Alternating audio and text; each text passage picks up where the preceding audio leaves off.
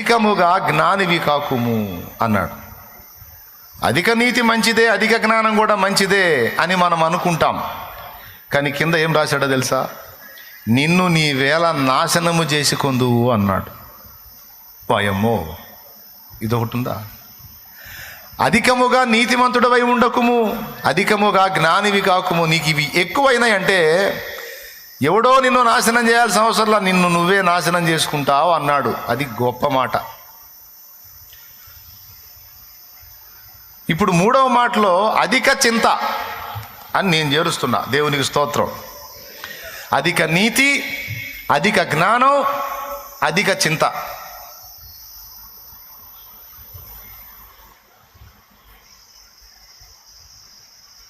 ఈ మూడు మనం పరిగణలో తీసుకొని ఆలోచిద్దాం. ఇప్పుడు ఇలాంటి మాట బైబిల్లో ఉంది. ఆ మాటను చూపించి ఒకడు అంటాడు, నేను అధికంగా నీతి కలిగి ఉండను, నీతి లేని బతుకుతాను అంటాడు. వాడిని ఏమందాం మనం? బైబిల్లోనే ఉందిగా అధికంగా నీతిమంతుడు ఉండకని. కాబట్టి నేను ఎక్కువగా ఉండదలుచుకోవాలా. ఇక్కడ పాయింట్ ఏంటంటే, వరుసగా చెప్తాను, ఇక జాగ్రత్తగా వినండి. మొట్టమొదటిది అధిక నీతి అన్నాడు. అధిక నీతిని ప్రదర్శించేవాడు వాడిని వాడే నాశనం చేసుకుంటాడు అనే మాట మాట్లాడాడు. దానికి అర్థం చెప్తాను. నీతి అనేది రకరకాలుంది. జంతు నీతి, రాజనీతి, దైవనీతి, మనుష్య నీతి, అలాగా నీతి రకాలుంది. అవినీతి, స్వనీతి, ఇట్లా రకాలుంది. సరే, అవన్నీ పక్కన పెడితే, ఇశ్రాయేలీయులు దేవుని యందు భక్తి గలవారు, ఆసక్తి గలవారు అని చెప్పి, అయినా వారి ఆసక్తి జ్ఞానానుసారమైనది కాదు. వారు దేవుని నీతిని ఎరుగక తమ స్వనీతిని స్థాపింపబోనుకొనుచు దేవుని నీతికి లోబడలేదు అంటాడు. ఇక్కడ దేవుని నీతి అనే ప్రస్తావన తెచ్చాడు. రోమాపత్రిక 10వ అధ్యాయం 5వ వచనం అనుకుంటా, చూడండి. నా సహోదరులారా, ఇశ్రాయేలీయులందరూ రక్షణ పొందవలని నా హృదయాభిలాష పోయిన వారం చదివించినట్టున్నాను. ధర్మశాస్త్ర మూలమగు నీతిని నెరవేర్చువాడు దాని వలననే జీవించునని మోషే రాయిచున్నాడు. అయితే విశ్వాస మూలమగు నీతి ఇలాగూ చెప్పుచున్నది. కనీసం 2వ వచనం చదువు. వారు దేవుని యందు ఆసక్తి గలవారని వారిని గురించి సాక్ష్యం ఇచ్చుచున్నాను, ఆయనను వారి ఆసక్తి జ్ఞానానుసారమైనది కాదు. అక్కడ నుంచి చూడండి. ఎలయనగా వారు దేవుని నీతిని నెరుగక తమ స్వనీతిని స్థాపింప బూనుకొనుచు దేవుని నీతికి లోబడలేదు. దేవుని నీతి అంటే ఏంటో చెప్పనా? వినండి. దేవుని నీతి అనేది ఒక వ్యక్తి. దేవుని నీతి అనేది ఒక వ్యక్తి. దైవనీతి అనే వ్యక్తి ఎవరో తెలుసా? ప్రభు అయిన యేసుక్రీస్తు. ఆ క్రీస్తునందే దేవుని నీతి బహిర్గతమవుతుంది. బాగా వినాలి. బజార్లో పోయి మనం ఎవరినన్నా కదిలిస్తే బాగా వినండి, నేనే అర్థం కానీ వ్యవహారం చెప్పను, క్లియర్గా మీకు అర్థమైద్ది. తమిళం కాదు, మలయాళం కాదు, నేను చెప్పే తెలుగే. బయటికి పోయి ఎవరినన్నా అడిగితే, బ్రదర్ యేసు ప్రభువుని నమ్ముకో, ఆయన యందు విశ్వాసం ఉంచుట ద్వారా అది నీకు నీతిగా ఎంచబడిద్ది, పరలోక రాజ్య వారసుడు అవుతావు అని మనం అన్నాం అనుకో, నాకు ఎవరి నీతో అవసరం లేదండి. నేను స్వతసిద్ధంగా నేను నీతిమంతుడండి. నేను ఎవరికి అన్యాయం చేయలేదండి, ఎవరికి అపకారం చేయలేదండి.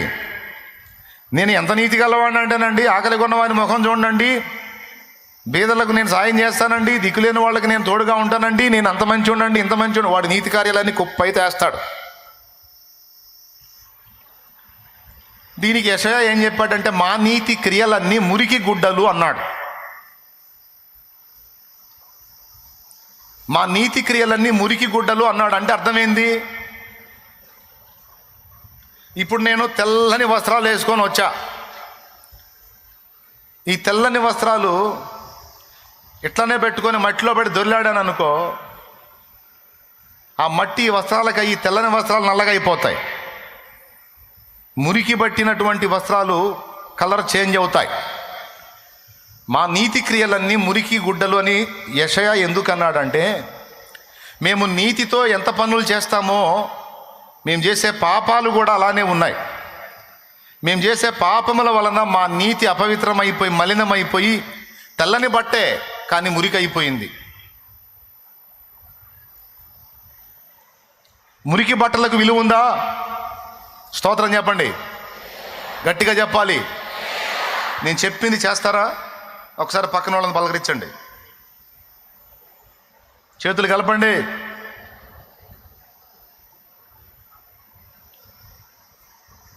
పెళ్లి కొడుకు పెళ్లి కూతురులాగా సిగ్గుపడవాకండి, చేతులు కలుపు. చూడు, పక్కన వాళ్ళని చూడు, బాగా వినాలి. ఎందుకు చెప్తున్నాను అర్థం చేసుకోండి. మ్యాటర్ సీరియస్, తేలిగ్గా తీసుకోవద్దు. నీతి రకరకాలు ఉంది, అందులో కొన్ని రకాల నీతులు చెప్పా, అవి పక్కన పెడితే దైవ నీతి ఏంటో చూస్తున్నాం. దైవనీతి క్రీస్తునందు బహిర్గతమైంది. అబ్రహాము దేవుని నమ్మెను, అది అతనికి నీతిగా ఎంచబడెను అన్నాడు. అబ్రహాము స్వతహాగా నీతిమంతుడు, నీతిపరుడు, నీతి ప్రవర్తన కలిగిన వాడని చెప్పలా. అబ్రహాము దేవుణ్ణి నమ్ముటయే అతనికి అది నీతి అన్నాడు. అంటే దేవుని యందు విశ్వాసం ఉంచడం ద్వారా దేవుడు అతనికి అది నీతిగా ఎంచాడు తప్ప తన క్రియల వలన అబ్రహాము ఏది విశ్వాసమునకు వెలపట, విశ్వాసముతో కాకుండా విడిగానే తన క్రియల వలన నీతిమంతుడు అని చెప్పలా. విశ్వాసాన్ని బట్టి క్రియ చేసినందున అబ్రహాము నీతిమంతుడు. లోకస్తులు అంటారు, వాళ్ళు చేసే మంచి పనులన్నీ చెప్తారు. మనం మైక్ ఇస్తే చాలు, వాడు ఎక్కడెక్కడ ఎవరెవరిని ఉద్ధరించాడో, ఎన్ని మంచి పనులు చేశాడో 100,000 చెప్తాడు ఆపకుండా. అదే మైక్ ఇచ్చి ఎన్ని పాపాలు చేసావో చెప్పరా అంటే సౌండ్ ఉండదు.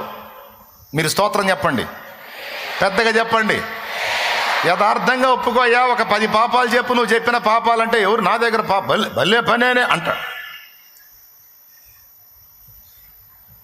పాపం ఎవరు నేనా అంటాడు. మైకిచ్చి పాపాలు చెప్పరా అంటే చెప్పడు. నా దగ్గర ఏముందండి, అసలు నా దగ్గర ఏం లేదండి అంటాడు. అదే పెద్ద పాపం. మనము పాపము చేయలేదని చెప్పుకుని ఎడల దేవుని అబద్ధికునిగా చేసిన వారమగుదుము. యోహాను రాసిన పత్రిక మొదటి అధ్యాయము 7 వచనాలు ఇంటికి పోయి చదువు. ఇప్పుడు నగిలి చూడు. స్తోత్రం. కానీ వాస్తవం మీరు చెప్పండి, మనం చేసేది అచ్చంగా మంచి పనులైనా దరిద్ర పనులు కూడా ఉంటాయా? అనా యథార్థంగా చెప్పుకోవాలా, తప్పైద్ది. లేకపోతే దరిద్ర పనులు కూడా ఉంటాయి అన్నోళ్ళు చేతులు ఎత్తండి. అది మీకు తెలుసు కాబట్టి రక్షణలోకి వచ్చారు మీరు. అంటే పరిశుద్ధమైన వస్త్రం లాంటి నీతి క్రియలు ఉన్నాయి, దానికి తగ్గట్టు పాపక్రియలు కూడా ఉన్నాయి. ఈ రెండు కలగా పొలగం అయిపోయి తెల్లని వస్త్రం మురికి బట్ట అయిపోయింది. అందుకన్నాడు, మా క్రియలు, మా నీతి క్రియలన్నీ మురికి గుడ్డలు అన్నాడు. వస్త్రాలే కానీ మురికి పట్టినాయి, వేసుకోవడానికి పనికొస్తాయా? పెయింటర్లు వేసుకుంటారు డ్రెస్సు, యూనిఫామ్, మామూలుగా మంచి బట్టలు కట్టుకొని వస్తాడు. ఆ కలర్ వేయటానికి వచ్చినప్పుడు తీస్తాడు ఇక ఆ కవర్లో నుంచి. నెలలు సంవత్సరాలు వాడి ఉంటాడు వాటిని. మొత్తం రకరకాల రంగులు ఆ బట్టలకు అయ్యి అదొక టైపు కనపడుతుంటుంది. అంతేకాదు, సహజంగా క్లాతు ఉండే మందానికి 2 మందం అయిద్ది. ఈ రంగులు పడి అట్టుంటాయి మన నీతి క్రియలు. మా నీతి క్రియలన్నీ మురికి బట్టల వంటి వాయను, మురికి గుడ్డల వంటి వాయను, చల్లవు. అందుకే అన్నాడు, ఒరే నేను అంత నీతిమంతుణ్ణి, ఇంత నీతిమంతుణ్ణి, నేను నీతిమంతుణ్ణి అని అధికముగా నీ నీతి మీద ఆధారపడొద్దురా, అది స్వనీతి అవుతుంది.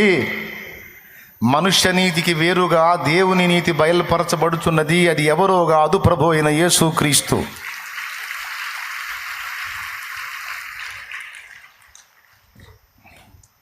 ఆయన యందు విశ్వాసముంచిన వాడిని నీతిమంతుడని జడ్జి చేస్తాడా దేవుడు. ఆయనను ఆశ్రయించని వాడు ఎంత నీతిమంతుడైనా ఆ నీతిని బట్టి రక్షణ పొందలేడరా.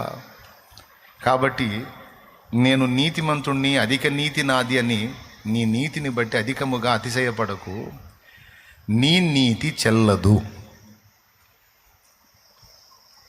అట్లా నీతిని గురించి చెప్పుకోవాలంటే ప్రతి మనిషి చెప్పుకుంటాడు. కానీ మన నీతి ఎక్కువ, పాపం ఎక్కువ? పాపమే ఎక్కువ. మనం చేసే నీతి ఎప్పుడో ఎవరికో ఒకసారి చేస్తాం, కానీ పాపం రోజు చేస్తాం. మాట ద్వారా, నడక ద్వారా, పడక ద్వారా, తలంపు ద్వారా, ఆలోచన ద్వారా, క్రియ ద్వారా, ఎక్కడో చోట ఏదో సందర్భంలో ఒక రోజులో పొరపాట్లు జరుగుతూనే ఉంటాయి. వాటన్నిటిని కొప్పేశాడనుకో, తక్కెట్లో మన పాపాలు, ఈ పక్క మన నీతి క్రియలు వేసాడనుకో, ఏమో ఇక్కడ ఉంటాయి, అది అక్కడ ఆకాశానికి లేచిద్ది. ఏది? మన నీతి క్రియలు. మన పాప క్రియలు మన నీతి క్రియల్ని తేలగొడతాయి కనుక చెల్లుబాటు కావు. అందుకే మన నీతి, పరిశుద్ధత, జ్ఞానము, విమోచన యేసే. అందుకే మనం పాట పాడుకున్నాం, ఏమని?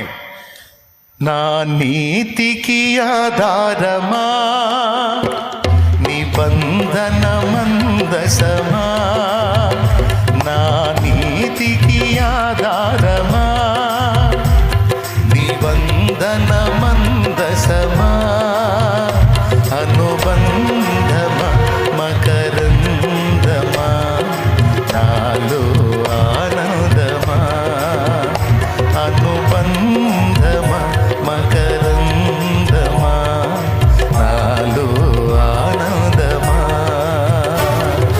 మహనీయుడా యేసయ్యా,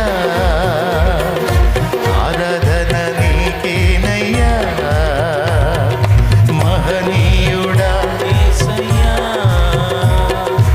ఆరాధన నీకేనయ్యా, నా నీతికి ఆధారమా నిబంధన మందసమా, అనుబంధమా మకరందమా, నాలో ఆనందమా, అనుబంధమా మకరందమా, నాలో ఆనందమా. హల్లెలూయా. ప్రభువుకు స్తోత్రం.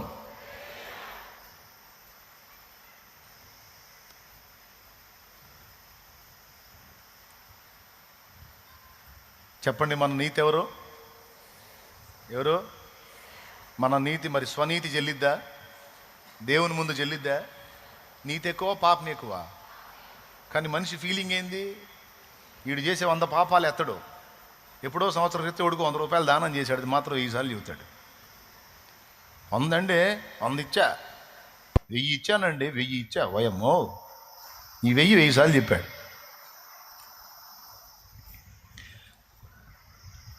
అధికముగా నీతిమంతుడవై ఉండకు అంటే నీ నీతి మీద ఆధారపడి అధిక నీతి అని నీవు సొంతంగా నీతిమంతుడిగా దేవుని ముందు ప్రూవ్ చేసుకోవడానికి ట్రై చేస్తే బుస్ అవుతావురా పిచ్చోడా. అది నీ వల్ల కాదు. అందుకని నీ నీతి కాదు, దేవుడే ప్రభు అయిన యేసుక్రీస్తునందు విశ్వాసమే నీతి. అది తెలుసుకో, రక్షింపబడతావు. అయ్యా మారు మనసు పొంది బాప్తీసం పొందాయంటే బాప్తీసం నాకు కాదు పాపులకి అంటాడు ఒకడు. ఎవరికంట? అమ్మ పరిశుద్ధుడో, ఈ పరిశుద్ధుడు అంటాడు, నాకు కాదు బాప్తీసం పాపులకి. సరే నువ్వు అట్లనే ఉండు, పరిశుద్ధుడా నీ రంగు అక్కడ తేలిద్ది, నీ ముసుకంతా లాగుతాడు అక్కడ. కాబట్టి దేవుని నీతికి వెలపట ఉన్న నీతి ఏది కూడా నీకు నాకు ప్రయోజనకరం కాదు. ఇది పరలోకం చేరడానికి. కాబట్టి ఇప్పుడు మనం పరలోక రాజ్యంలో చేరాలంటే, దేవుని రాజ్యంలో, దేవుని పరలోక పట్టణంలో మనం ప్రవేశించాలంటే మనకు ఏ నీతి ఆధారం? మన స్వంత నీతి ఎంత నీతి అయినా, ఎంత అధిక నీతి అయినా అది ఉత్తమం కాదు. అది అక్కడకు రాదు. మరి ఏ నీతి అక్కడికి వచ్చింది? దేవుని యందలి విశ్వాసము, క్రీస్తు యేసునందలి విశ్వాసమే నీతిగా ఎంచబడి మనల్ని నిత్య జీవానికి చేరుస్తుంది. క్రీస్తు ఒక నీతి. ఇప్పుడు యేసు ప్రభుని మనం ధరించుకున్నందున దేవుని నీతిని మనం ధరించుకున్నాం. యేసయ్య నీతి ప్రవర్తన, నీతి క్రియలు మనకు అక్కడికి రావటం కాదు. అసలు యేసే ఒక నీతి. ఆ యేసును ధరించుకున్న మనం దేవుని నీతిని ధరించుకున్నాం. నేను ఇది అర్థమవుతుందా? నిజం చెప్పండి, నేను చెప్పేది అర్థమవుతుందా? ఏవో నాకు డౌట్ వస్తుంది. ఎంతమందికి అర్థమవుతుంది? అబద్ధాలు ఆడుకోండి చెప్పండి. యేసయ్య నీతి, ఆయన్ని ధరించుకున్న మనం తండ్రి దృష్టికి ఎట్ట కనపడతాం? నీతిమంతులుగా కనపడతాం, నీతిమంతురాండ్రుగా కనపడతాం. ఎవరిని బట్టి? యేసయ్యని బట్టి. ఇక యేసయ్యకు వెలపట నువ్వు ఎంత నీతి కలిగి ఉన్నా చెల్లుబాటు అయిద్దా? ఎందుకు? నీ నీతి పాపము చేత మురికైపోయింది. నీ నీతి క్రియ ఒక్క పాపం కూడా చేయకుండా అచ్చంగా నీతి అయితే అప్పుడు నడిచింది. ఉందా ఛాన్స్? మనం అనుకోవచ్చు నేను ఒక్క పాపం కూడా చేయలేదు అని. పితరుల దోషం కూడా మన మీద ఉంటుంది, పితరుల దోషం కూడా మన మీద ఉంటుంది. ఆ రూపేణైనా మనం బుక్ అవుతాం. ఇంకొకటి చెప్పాలంటే అసలు మనము పాపము చెయ్యలేదని చెప్పరాదు. ఒక్క తప్పు కూడా నా దగ్గర లేదు అని మనం చెప్పకూడదట. ఎందుకంటే దేవుని వాక్యమే చెప్పింది, నీతిమంతుడు లేడు. లేదు సార్, నేను ఒక్క తప్పు కూడా చేయలేదండి, అన్ని నీతి క్రియలేనండి అంటే పెద్ద కేసు అయింది అది. అమ్మో ఇడేందిరా, నన్ను అబద్ధీకుని చేసి రారా కూర్చోరా అంటాడు. కూర్చోరా, తేలుస్తా నీ సంగతి, తెలుస్తా, కూర్చొని నీ సినిమా అంతా వేస్తాడు, నీకే వేస్తాడు, నీ సినిమా నీకే చూపిస్తాడు. ఇప్పటిదాకా లోకల్ సినిమాలు చూసాంగా మనం, ఎవరి సినిమా వాళ్ళకి చూపిస్తాడు. రేపు అక్కడ మనం ఎక్కడెక్కడ ఎన్నిసార్లు గడ్డి తినే ఆలోచనలు చేశామో, గడ్డి తిన్నామో, తినబోయామో, తినడానికి ప్రయత్నం చేశామో, ఎన్ని రకాలుగా తిన్నామో, ఎన్ని టైపులు గడ్డి తిన్నామో మొత్తం చూపిస్తాడు. మరి ఇవన్నీ ఏందిరా అంటాడు.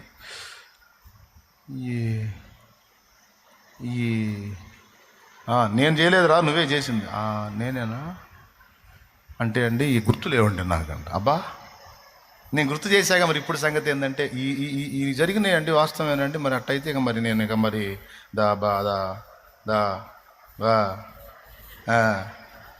అనిగిందా?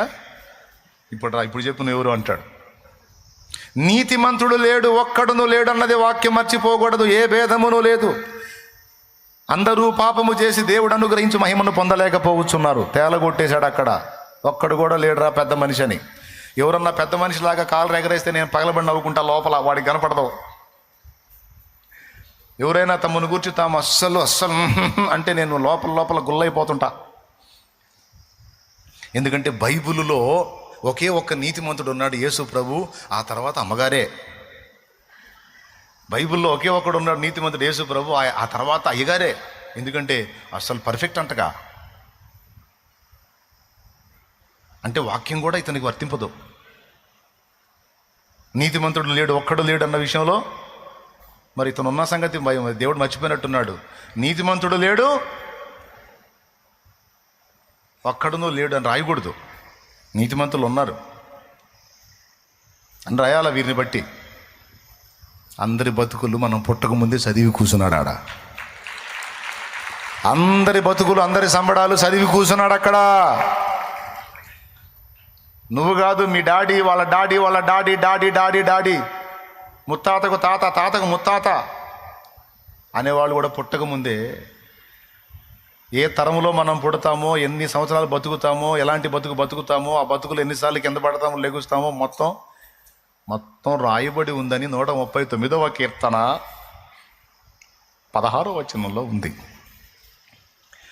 తెలుపుము నా అంతము నాకు, తెలుపుము నా ఆయువు ఎంతో, తెలుపుము నా అంతము నాకు, తెలుపుము నా ఆయువు ఎంతో, తెలుపుము ఎంతల్పుడనో, తెలుపుము ఎంతల్పుడనో, విరిగి నలిగియున్నాను నేను, విరిగి నలిగియున్నాను, విరిగి నలిగియున్నాను నేను, విరిగి నలిగియున్నాను.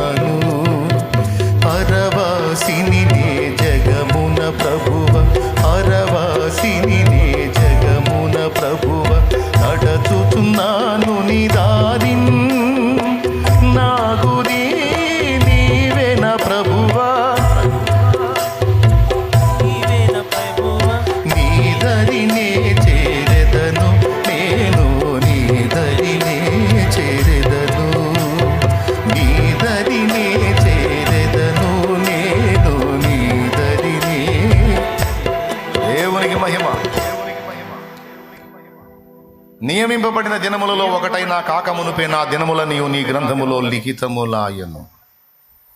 అతో రాసేశాడంట. అందుకు అడిగాడు భక్తుడు ఏమని, తెలుపుము నా అంతము నాకు, అంటే నీకు తెలుసు, తెలుపుము నా ఆయువు ఎంతో, నాకు నేనేదో గొప్పండి అనుకుంటున్నానయ్యా, నేను ఎంత అల్పుండో నాకు అర్థమయ్యేటట్టు చేయవా అని అడుగుతున్నాడు. తెలుపుము ఎంత అల్పుడనో,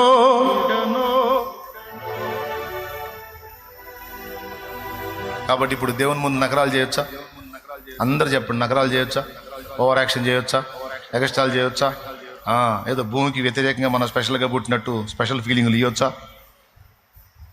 ఇవ్వకూడదు. రైట్. ఒకవేళ ఇస్తే అధిక నీతి, పళ్ళు రాలుతాయి. ఏం లేదు, నేను నీతిమంతుణ్ణి, నాకు ఒకరు అవసరం లేదు, నేను నీతిమంతుణ్ణి, నాకు ఒకటి అక్కర్లేదని ఎవడైతే ఓవర్ యాక్షన్ చేస్తాడో వాడు క్రీస్తుని వద్దకు రాడు. రానప్పుడు వాణ్ణి వాడే నాశనము చేసుకున్నట్టు. దేన్ని బట్టి? వాని నీతిని బట్టే. సరిపోయింది అనుకుంటాను. దేవునికి స్తోత్రం. అందుకే అధికముగా నీతిమంతుడవై ఉండకు, నిన్ను నువ్వేల నాశనము చేసుకుందువు అన్నాడు. దేవునికి స్తోత్రం కలుగునుగాక. అర్థమైందా? రెండవది, అధికముగా జ్ఞానివిగాకుము అన్నాడు. అధికముగా జ్ఞానం మంచిదే. మళ్ళీ జ్ఞానం కూడా రెండు రకాలు ఉంది. ఇక్కడ కూడా మళ్ళీ యేసయ్య వస్తాడు. కొరింథీయులకు రాసిన మొదటి పత్రికలో 1:30 మనం చూస్తే, అతిశయించువాడు ప్రభువునందే అతిశయించవలెనని వ్రాయబడినది నెరవేరునట్లు దేవుని మూలముగా ఆయన మనకు జ్ఞానమును నీతియు పరిశుద్ధతయు విమోచనము నాయను. ఎవరాయన? ఆయన యేసయ్య మనకు ఏమయ్యాడట? జ్ఞానమయ్యాడట, నీతయ్యాడట, పరిశుద్ధత అయ్యాడట, విమోచన అయ్యాడట. ఓకేనా? ఇప్పుడు ఫస్ట్ నంబర్ 1లో వచ్చింది జ్ఞానం. అధికముగా జ్ఞానివి కాకుము. ఒకడంటాడు నేను ఎంత జ్ఞానవంతుడో తెలుసా, నేను చాలా జ్ఞానవంతుడండి, ఏది అంత తేలిగ్గా నమ్మనండి. అప్పుడెప్పుడో 2000 సంవత్సరాల క్రితం యేసు ప్రభు సిలువలో చనిపోతే ఇప్పుడు చేసిన పాపాలకు అప్పుడు సిలువ ఎట్టమనికి వచ్చిద్దండి. నా దగ్గర వేయొద్దు మీరు. మనం మహామేధావులం, మహాజ్ఞానులం. ఎట్లా చెల్లిద్దండి? అప్పుడెప్పుడు 2000 ఏళ్ల క్రితం చచ్చిపోయాడు, ఇప్పుడు వచ్చి చెబుతున్నారు ఈ పాపాలు ఆ సిలువ మీదకు పోతాయని. అది అయిపోయిన ఘట్టం, ఇది జరుగుతున్న ఘట్టం. ఈ జరుగుతున్న దానికి, అయిపోయిన దానికి ముడిపెడితే ఎట్లా? మీరు ఒక మాట చెప్పండి, ఇప్పుడు చేసిన పాపాలు భవిష్యత్తులో సిలువెక్కుతాడని చెప్తే ఏదో వచ్చి చెల్లిస్తాడు అనుకోవచ్చు. అయిపోయిన కథకి, జరుగుతున్న కథకి ముడిపెడతారేం? ఓయమ్మో ఎంత జ్ఞానం, ఓయమ్మో ఎంత జ్ఞానం. అసలు ఈ జ్ఞానం మీకు అర్థమైందా? నాకు తెలిసి అర్థం కాలేదనుకుంటా. నిజంగా ఇప్పుడు నేను చెప్పింది ఎంతమందికి అర్థమైంది? నిజంగా అర్థమైందా? మీరు కూడా జ్ఞానవంతులే. సరే, అట్లయితే 2000 ఏళ్ల క్రితం ఆయన సిలువలో ప్రాణం పెట్టాడు, అయిపోయింది ఆ కథ. ఇప్పుడు చేసిన పాపాలు అప్పుడు సిలువ మీదకి వెళ్తాయి, అప్పుడు యేసు మీదకి వెళ్తాయి అని చెప్తున్నారు. ఇది అతికిద్దా అని అడుగుతుంది లోకం. నీ సమాధానం ఏంది?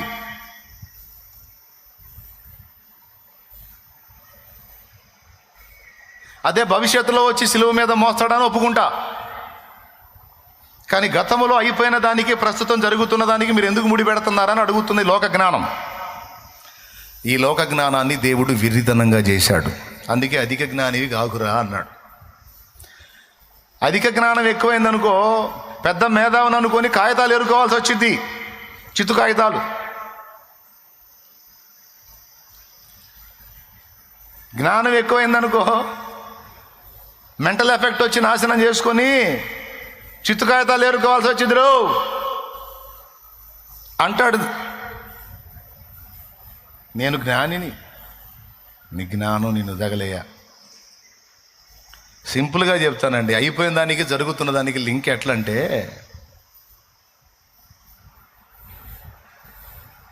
మీరున్నారు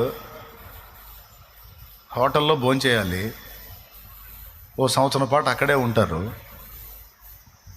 సంవత్సరం పాటు ఎన్ని లక్షలు అయిద్దో అన్ని లక్షలు నేను బిల్లు ముందే కట్టేశాను. ముందే చెల్లించబడిన బిల్లుకి సంవత్సరం అంతా తినొచ్చా లేదా? నువ్వు ఇప్పుడు తింటున్నావు, అప్పుడెప్పుడో బిల్లు కట్టాడు ఎట్ట చెల్లిది అంటాడా? దీని మళ్ళీ పెద్ద జ్ఞానం, పెద్ద మేధావి, దీని ఈ ప్రశ్న ఇది ఒక తలకాయ. యేసు ప్రభు రక్తము అనంత ప్రాణశక్తి కలిగిన రక్తము. ఆయన నిర్మించినటువంటి జీవులన్నిటికీ చాలిన రక్తము. ఆ రక్తముకున్న విలువ ఏంటంటే, ఆధిక్యత ఏంటంటే, గడిచిన వారికి అది పనికొచ్చిద్ది, అప్పటి కాలం వారికి పనికొచ్చిద్ది, భవిష్యత్తు వారికి కూడా అది పనికొచ్చిద్ది. త్రికాలములకు సరిపోయినది యేసు రక్తము, యేసు శిలువ. అందుకే భక్తులు పాడారు, అన్ని కాలంబుల నున్న యెహోవా నిన్నెన్నాదరంబయో కన్న తండ్రి, ఓ మా కన్న తండ్రి. అన్ని కాలంబుల నున్న యెహోవా నిన్నెన్నాదరంబయో కన్న తండ్రి, ఓ మా కన్న తండ్రి. వన్నేకెక్కిన మోక్షవాసాళి సన్నుతు లున్నాతమయుండ మున్నె నీకు. అన్ని కాలంబుల నున్న యెహోవా నిన్నెన్నాదరంబయో కన్న తండ్రి, ఓ మా కన్న తండ్రి. దేవునికి స్తోత్రం. రెండో చరణంలో కనపడింది, పుట్టింప నీ వంచు, పోషింప నీ వంచు, గిట్టింప. పుట్టించేవాడివి, పోషించేవాడివి, ప్రాణం తీసి మళ్ళా నీ దగ్గరకు చేర్చుకునేవాడివి నీవే. వట్టి పనికి మాలినట్టి మానవుల చేపట్టి రక్షింప బాధ్యుండవంచు, దట్టమైన కృపను దరిచేర్చ నాకిచ్చి పట్టయి నిలిచుండు ప్రభుడవంచు. గట్టడాచే గడ ముట్టుదనుక నా పట్టు కొలది నిన్ను ప్రస్తుతించు. బా ఏమి ప్రాస అండి! ఒట్టి ప్రాస చూసుకున్నాడు, మన డెప్త్ అయిన పదాలు పెట్టుకున్నాడు. అందుకే ఓల్డ్ ఈజ్ గోల్డ్. దేవునికి స్తోత్రం కలుగును గాక. ప్రియులారా, భూత భవిష్యత్ వర్తమాన కాలములలో ఉండువాడాయన, ఆయన చిందిన రక్తము కూడా భూత భవిష్యత్ వర్తమాన కాలములకు సరిపోతుంది.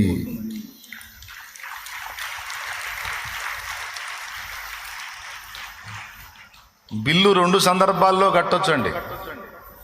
తిన్న తర్వాత కట్టొచ్చు, తినబోయే దానికి కూడా కట్టొచ్చు. యేసు రక్తము ఆల్రెడీ గతకాలమందు పాపం చేసిన వారి పాపములకు ప్రాయశ్చిత్తార్థము, భవిష్యత్తులో రాబోతున్న జనాంగము యొక్క పాప పరిహారార్థ ప్రాయశ్చిత్తము, ఈ రెండు కాలములకు లింక్ చేసి మధ్యలో ప్రాణం పెట్టాడు ఆయన. నిజంగా అర్థమైందా? చాలా వందనాలు మీ ఆసక్తిని బట్టి. ఇప్పుడు చెప్పండి, జ్ఞానమా? లోక జ్ఞానమును దేవుడు వెర్రితనముగా చేస్తున్నాడని ఉంది. లోకము తన జ్ఞానము చేత క్రీస్తును ఎరగనందున, లోకము తన జ్ఞానము చేత క్రీస్తును ఎరగనందున సువార్తయను వెర్రితనము చేత నమ్మిన వారందరి రక్షణకు దేవుడు యేసుక్రీస్తుని కరుణాధారముగా బయలుపరిచాడు, రక్షణాధారం చేశాడు. సువార్త లోకస్తులకు వెరితనం, సిలువను గూర్చిన వార్త. నశించుచున్న వారికి, జ్ఞానులు, పెద్ద జ్ఞానులకు అది వెరితనం. రక్షింపబడుచున్న మనకు దేవుని శక్తి. అదే ఆ మాట 1 కొరింథీ పత్రిక 1వ అధ్యాయంలోనే ఉంటుంది. 21. దేవుని జ్ఞానానుసారముగా లోకము తన జ్ఞానము చేత దేవుణ్ణి ఎరుగకుండినందున సువార్త ప్రకటనయ్యను వెర్రితనము చేత నమ్మువారిని రక్షించుట. ఇప్పుడు లోకస్తులకి మనమంతా పిచ్చోళ్ళం, తెలుసా మీకు ఆ సంగతి? బైబుల్ తీసుకొని చర్చికి పోయేవాడల్లా లోకస్తులకు పిచ్చోడు. అదేందో సువార్త అంట, ఆయన శిలువ మీద తెచ్చాడంట, చచ్చిపోయాడని వీళ్ళంతా బిరబిరా పరిగెత్తుతున్నారు ఈ సోదరుళ్ళు. ఇంత పిచ్చోళ్ళు మనోళ్ళు, ఇంతమంది ఇంత పిచ్చోళ్ళు ఉన్నారు ఏందిరా? అసలు ఎట్లా నమ్ముతారా? నేను నమ్మనయ్యా ఇట్లాంటి సోది మాటలన్నీ. అమ్మో జ్ఞానో, జ్ఞానికి పగిలిద్ది రేపు ముఖం. దేవునికి స్తోత్రం. మనం పిచ్చోళ్ళం. నశించు వారికి నీ సిలువా వెర్రితనముగనున్నది. నశించు వారికి నీ సిలువా వెర్రితనముగనున్నది. రక్షింపబడుచున్న పాపికి దేవని శక్తి అయ్యున్నది. రక్షింపబడుచున్న పాపికి దేవని శక్తి అయ్యున్నది. నీ రక్తమే నన్ను శుద్ధీకరించు. నీ రక్తమే నా బలము. దేవునికి మహిమ. హల్లెలూయా చెప్పండి గట్టిగా. ఇప్పుడు ఎవరు జ్ఞాని ఎవరు పిచ్చోడో రేపు తేలిద్ది అక్కడ. నేను జ్ఞానవంతుణ్ణి, మహాజ్ఞానిని, అంత జ్ఞానిని, ఇంత జ్ఞానిని, ప్రపంచ జ్ఞానిని, విశ్వజ్ఞానిని, బొంద జ్ఞానిని అని పెట్టుకున్నోడి మూతల్ల పగులుద్ది అక్కడ. దేవునికి స్తోత్రం. ఏరా నీవెంత జ్ఞానివి కదా, నువ్వు ఎంత జ్ఞానివైతేనేమి నా జ్ఞానం తెలుసుకోలేకపోతేవి కదరా వెర్రివాడా అంటాడు. దేవుని జ్ఞానమై ఉన్న క్రీస్తుని ఎరగని వాడు ప్రపంచంలో ఎంత జ్ఞానైనా వాడి జ్ఞానం వాడిని నాశనం చేసుకోవడానికి తప్ప రక్షించడానికి పనికి రాదు. కాబట్టి అధిక జ్ఞానమని జ్ఞానము, అధిక నీతిని క్రీస్తుకు వెలుపట వెతకకండిరా, క్రీస్తులో ఉందిరా దేవుని జ్ఞానం, దేవుని నీతి. యేసయ్యను పట్టుకొండిరా, యేసునొద్దకు రండి అని పిలుస్తున్నాం.